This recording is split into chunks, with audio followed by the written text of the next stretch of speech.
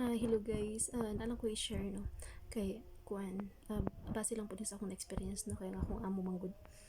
kuan ka nang murag bangag bangag siya istoryahon ba kay pag istoryahan nimo karon mo tanong pagkahiman-himan pag unya ang imong istorya wala ra day na sulod sa imong huna kay ngano sige rag sige cellphone kay na siya pero may ka istorya guys ginuko mura na siya ganang nag call center inana nya kuan kanang pag nakay-chat sa iya mo reply ra siya okay himan-himan kay lagi na kay gusto ipapalit mao ni mauna about sa ay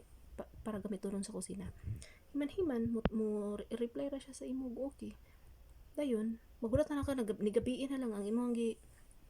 chat sa iya wa pa gyud ni abot kay di ay to wala na nasulod sa imong nauna kay busy sa cellphone pagkaugma mag-remind na pug ka so maugtas ka kung ikaw ang taga kusina maugtas ka guys kay labi nang kailangan nimo na nga kuan